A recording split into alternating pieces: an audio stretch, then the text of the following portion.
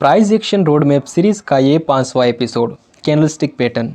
मैं आज basic to advance candlestick तो सिखाऊंगा ही, साथ में कैंडलस्टिक पैटर्न्स की साइकोलॉजी भी सिखाऊंगा। कैंडलस्टिक पैटर्न क्या होती है, कैंडलस्टिक पैटर्न बनती कैसे है, कैंडलस्टिक में ट्रेड कैसे लेना है और इसमें कई बार फेक सिग्नल भी मिलते हैं, उसको कैसे अवॉइड करना है, इवन कैंडलस्टिक पैटर्न की साइकोलॉजी, ये सब टॉपिक हम इस वीडियो में कवर करेंगे। फर्स्ट क्वेश्चन, कैंडलस्टिक पैटर्न क्या होती है? तो जब हम ट्रेडिंग के रिलेटेड कोई ग्राफ ओपन करते हैं तो उसमें हमें कुछ ऐसी ग्रीन और रेड चीज़ें दिखती है, बस उसको ही हम कैंडल बोलते हैं। सेकंड क्वेश्चन, कैंडलस्टिक पैटर्न कितने टाइप की होती है? सो कैंडलस्टिक पैटर्न 2 टाइप की होती है, bullish candlestick pattern and bearish candlestick pattern, जिसमें कुछ सिंगल कैंडल होगी, कुछ डबल कैंडल होगी तो कुछ ट्रिपल कैंडल होगी।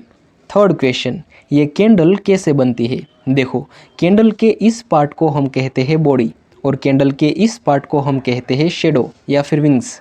अब मान लीजिए कि कोई प्राइस 100 रुपये पे ओपन होती है और ओपन होने के बाद प्राइस 50 रुपये तक नीचे गिरती है। नीचे गिरने के बाद प्राइस फिर 250 रुपये तक ऊपर चली जाती है। 250 तक पहुंचने के बाद प्राइस फिर से थोड़ा नीचे गिरती है और 250 रुपये तक पहुंच जाती है और यहीं पे प्राइस क्लोज हो जाती है। आप बताइए, प्राइस ओपन कहाँ पे हुई थी? 100 रुपये पे, राइट? प्राइस क्लोज कहाँ पे हुई थी? 200 रुपये पे। तो ये ओपनिंग प्राइस और क्लोजिंग प्राइस मिलके कैंडल की बॉडी बनाते हैं। प्राइस कितनी ऊपर गई थी या फिर प्राइस ने हाई कितने का मारा था?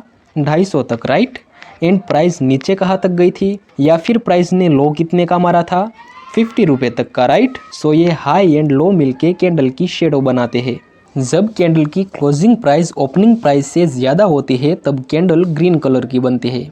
अब मान लीजिए कि कोई प्राइस 200 रुपये पे ओपन हुई और 250 तक ऊपर चली गई एंड 250 से प्राइस फिर से 50 रुपये तक नीचे गिरी एंड फिर थोड़ा ऊपर जाती है एंड 100 रुपये पे क्लोज होती है। इसमें भी ओपनिंग प्राइस और क्लोजिंग प्राइस मिलके कैंडल की बॉडी बनाते हैं और हाई एंड लो मिलके कैंडल का शेडो या फिर विंग्स बनाते हैं। जब कैंडल की क्लोजिंग प्राइस ओपनिंग प्राइस से नीचे होती है तब कैंडल का कलर रेड बनता है। जैसा मैंने आगे बताया, कैंडल के बीच वाले एरिया को हम बॉडी कहते हैं, ऊपर और नीचे वाले एरिया को हम शेडो या फिर विंग्स कहते हैं एंड शेडो के आखिरी पॉइंट को हम लो कहेंगे और शेडो के टॉप वाले पॉइंट को हम हाई कहेंगे। ग्रीन कैंडल में इस वाले एरिया को हम ओपनिंग प्राइस कहेंगे और इस वाले एरिया को क्लोजिंग प्राइस कहेंगे। रेड कैंडल में ये सब कुछ सेम रहेगा, बस ओपनिंग प्राइस यहाँ पे होगी और क्लोजिंग प्राइस यहाँ पे, बाकी सब कुछ सेम रहेगा। ये हो गई बेसिक बातें कैंडलस्टिक पैटर्न्स के बारे में। चार्ट में आपको कुछ ऐसी अलग अलग कैंडल मिलेगी और हर एक कैंडल का अलग अलग अर्थ होगा। इसमें आपकी फर्स्ट कैंडल है हैमर। हैमर कैंडल कुछ ऐसी दिखती है जिसमें बॉडी स्मॉल होती है और विंग्स या शेडो ज़्यादा लंबा होता है और हैमर एक बुलिश कैंडल है। इट मीन्स कि हैमर बनने के बाद मार्केट ऊपर जाता है। देखो, यहाँ पे हैमर बना जिसके बाद मार्केट ने ऊपर की तरफ मूव किया एंड यहाँ पे भी हैमर बना जिसके बाद मार्केट ऊपर चली गई। यहाँ पे भी हैमर बना था लेकिन यहाँ से मार्केट ऊपर जाने के बजाय नीचे चला गया, मतलब कि यहाँ पे ये हैमर फेल हो गया, इस हैमर ने काम नहीं किया। ऐसा आपके साथ ना हो इसके लिए आपको समझने पड़ेंगे हैमर के रूल्स और इसकी condition. First rule of hammer, hammer किसी सपोर्ट के आसपास बनना चाहिए, वही हैमर हमारे काम का है।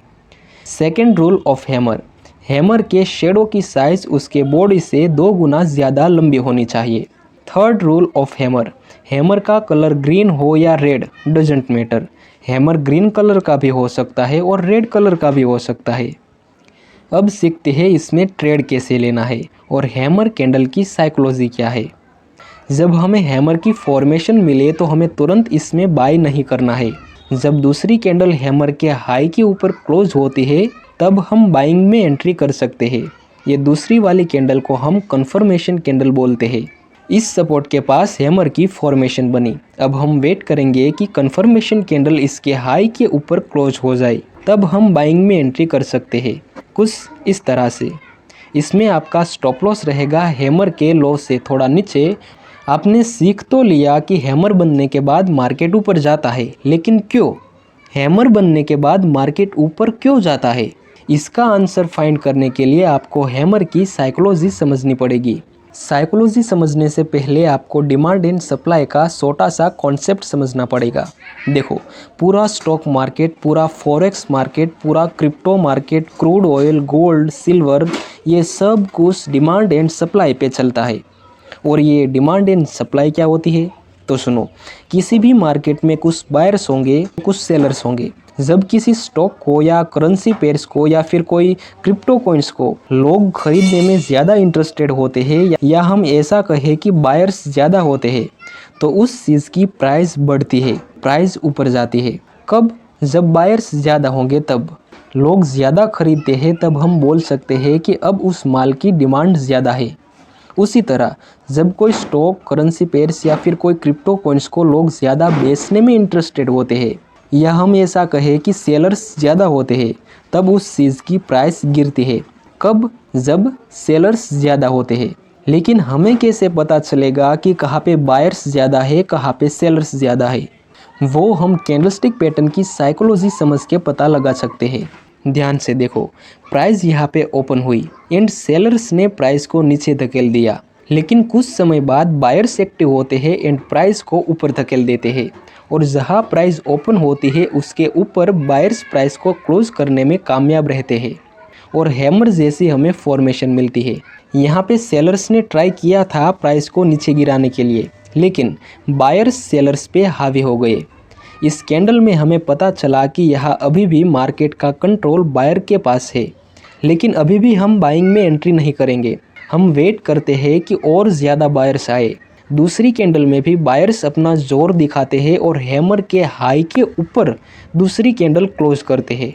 यहाँ हमें साफ दिख रहा है कि पहले सेलर्स प्राइस को यहाँ तक नीचे ले गए थे, लेकिन बायर्स ने प्राइस को यहाँ से यहाँ तक ऊपर धकेल दिया। दूसरी कैंडल में भी बायर्स ने प्राइस को यहाँ से यहाँ तक धकेल दिया। ये दोनों ही कैंडल में बायर्स ज़्यादा है, जिस वजह से आगे मार्केट ऊपर जा सकती है।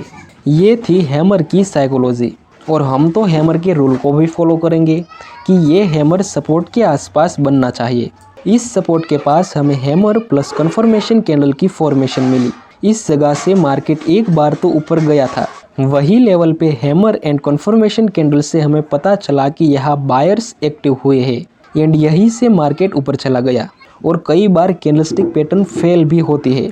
सपोर्ट पे हैमर होगा तब भी वो हैमर फेल हो सकता है, लेकिन 10 में से 2-3 बार। अब बात करते हैं दूसरी कैंडल शूटिंग स्टार के बारे में। अगर मैं हैमर को उल्टा कर दूं तो मुझे कुछ ऐसी फॉर्मेशन मिलेगी। बस यही है shooting star. Shooting star bearish candle है। इट मीन्स कि शूटिंग स्टार बनने के बाद मार्केट नीचे गिरता है। यहाँ पे शूटिंग स्टार की फॉर्मेशन होने के बाद मार्केट नीचे गिरी। यहाँ पे भी शूटिंग स्टार बनने के बाद मार्केट में नीचे गिरावट देखने को मिली। यहाँ पे शूटिंग स्टार बना, जिसके बाद मार्केट नीचे गिरने के बजाय ऊपर चला गया। स्ट्रॉन्ग शूटिंग स्टार आइडेंटिफाई करने के लिए हमें इसके रूल्स और इसके पीछे की साइकोलॉजी सीखनी पड़ेगी। इसका फर्स्ट रूल है कि ये शूटिंग स्टार किसी रेजिस्टेंस के आसपास बनना चाहिए। सेकंड रूल, इसके भी विंग्स या शेडो की लंबाई इसके बॉडी से 2 गुना ज़्यादा लंबी होनी चाहिए। थर्ड रूल, शूटिंग स्टार का कलर ग्रीन हो या रेड, कोई फ़र्क नहीं पड़ता। ये रेड भी हो सकता है, ये ग्रीन भी हो सकता है। शूटिंग स्टार बनने के बाद हमें तुरंत एंट्री नहीं करनी है। जब कन्फर्मेशन कैंडल शूटिंग स्टार के लो के नीचे क्लोज होती है, तब हम सेल में एंट्री कर सकते हैं। आइए इसकी साइकोलॉजी सीखते हैं। प्राइस यहाँ पे ओपन हुई और बायर्स प्राइस को ऊपर की तरफ धकेलते हैं, लेकिन सडनली सेलर्स एक्टिव होते हैं और प्राइस को फिर से नीचे ले जाते हैं। एंड प्राइस जहाँ पे ओपन हुई उससे भी नीचे सेलर्स प्राइस को क्लोज करने में कामयाब रहते हैं, जिस वजह से हमें कुछ ऐसी शूटिंग स्टार जैसी फॉर्मेशन मिलती है। हम चाहते हैं कि कुछ और सेलर्स आए, इसलिए हम कन्फर्मेशन कैंडल का वेट करेंगे और दूसरी कैंडल भी शूटिंग स्टार के लो के नीचे क्लोज हो जाती है। यहाँ हमें दिखता है कि बायर्स ने प्राइस को यहाँ तक ले जाने की कोशिश की, लेकिन सेलर्स प्राइस को यहाँ से यहाँ तक लेके आ गए। दूसरी कैंडल में भी सेलर्स प्राइस को यहाँ से यहाँ तक लेके आ गए। इट मीन्स कि ये दोनों कैंडल में अभी सेलर्स का कंट्रोल है, मतलब कि यहाँ सप्लाई ज़्यादा है, जिस वजह से हम बोल सकते हैं कि आगे यहीं से मार्केट नीचे गिरे। लेकिन हाँ, ये जो सेलर्स एक्टिव हुए हैं वो रेजिस्टेंस के आसपास होने चाहिए। आपकी थर्ड कैंडल है हैंगिंग मैन। ये हैमर है और ये हैंगिंग मैन, इन दोनों में आपको कोई फ़र्क दिखता है? वेल ये दोनों ही कैंडल दिखने में सेम टू सेम लगती है, बट हैमर बनने के बाद मार्केट ऊपर जाता है, जहां हैंगिंग मैन बनने के बाद मार्केट नीचे गिरता है। हैमर और हैंगिंग मैन में फ़र्क सिर्फ उतना है कि हैमर सपोर्ट के आसपास बनना चाहिए और हैंगिंग मैन रेजिस्टेंस के आसपास बनना चाहिए। बाकी दिखने में ये दोनों कैंडल सेम ही लगती है। इसका फर्स्ट रूल है कि ये किसी रेजिस्टेंस के आसपास बननी चाहिए, और दूसरा रूल है कि इसके भी विंग्स की लंबाई इसके बॉडी से 2 गुना ज़्यादा लंबी होनी चाहिए। थर्ड रूल, इसका भी कलर ग्रीन हो या red doesn't matter. Hanging man green colour का भी हो सकता है और रेड कलर का भी हो सकता है। यहाँ पे हैंगिंग मैन की फॉर्मेशन हुई, जिसके बाद मार्केट नीचे गिरी। यहाँ पे भी हैंगिंग मैन बनने के बाद मार्केट नीचे गिरी।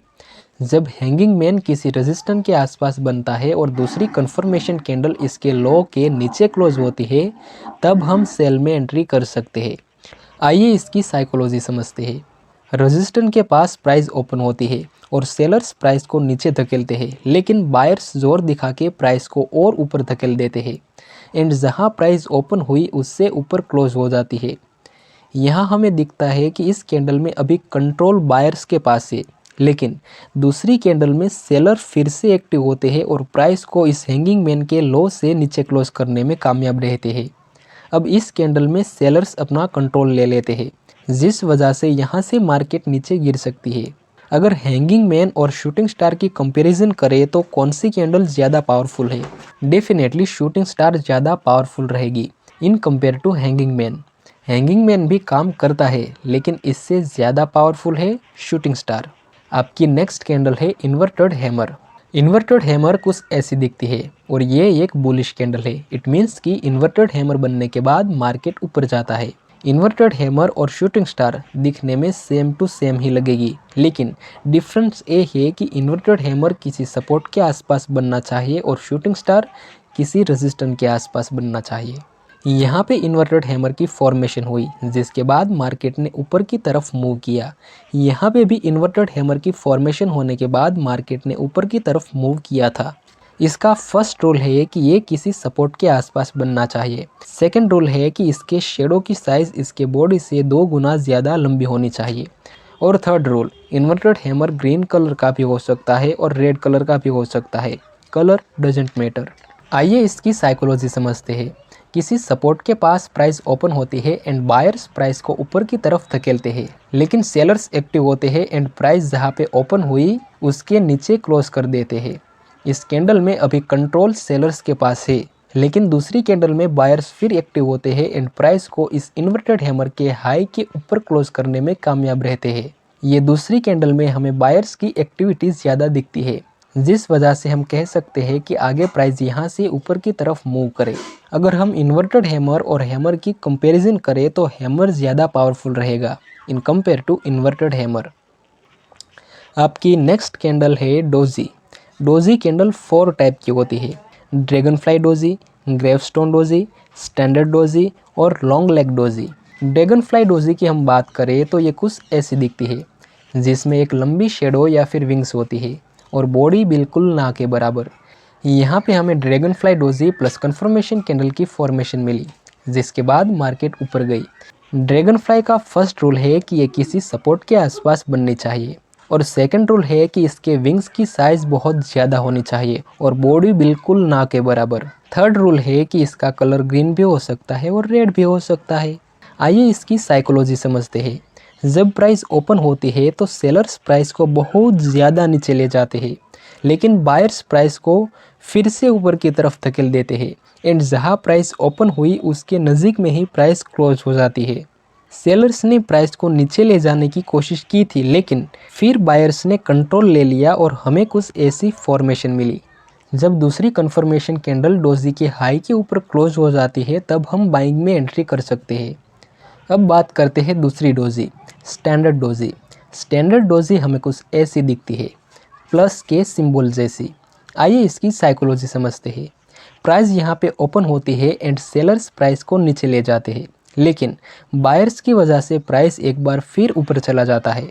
फिर से सेलर्स कोशिश करते हैं एंड प्राइस को नीचे धकेल देते हैं एंड प्राइस जहाँ पे ओपन होती है वहीं पे क्लोज हो जाती है। इसमें सेलर्स ने ट्राई किया था प्राइस को गिराने के लिए, लेकिन वे फेल हो गए। बायर्स ने भी कोशिश की थी प्राइस को ऊपर ले जाने के लिए, लेकिन वो भी फेल रहे। इस कैंडल में हमें दिखता है कि स्टैंडर्ड डोजी में बायर्स और सेलर्स दोनों इक्वल है, दोनों बराबर है। स्टैंडर्ड डोजी ना तो बुलिश है ना ही बेरिश। अगर स्टैंडर्ड डोजी किसी सपोर्ट के आसपास बनती है और दूसरी कंफर्मेशन कैंडल इसके हाई के ऊपर क्लोज होती है तो हम बाइंग में एंट्री कर सकते हैं। अगर स्टैंडर्ड डोजी किसी रेजिस्टेंस के आसपास बनती है एंड दूसरी कंफर्मेशन कैंडल इसके लो के नीचे क्लोज होती है तब हम सेल में एंट्री कर सकते हैं। अब बात करते हैं तीसरी doji, gravestone doji. Gravestone doji कुछ ऐसी दिखती है जिसमें एक बहुत बड़ी शेडो होती है और बॉडी बिल्कुल ना के बराबर। ये डोजी बीरिश कैंडलस्टिक में आती है क्योंकि ग्रेवस्टोन डोजी बनने के बाद मार्केट नीचे गिरती है। अब बात करते हैं next doji, long leg doji. Long leg doji कुछ ऐसी दिखती है। बताइए स्टैंडर्ड डोजी और लॉन्ग लेग डोजी में आपको क्या डिफरेंस नज़र आ रहा है? आप कहेंगे कि लॉन्ग लेग डोजी में शेडो थोड़ी लंबी है in compare to standard doji.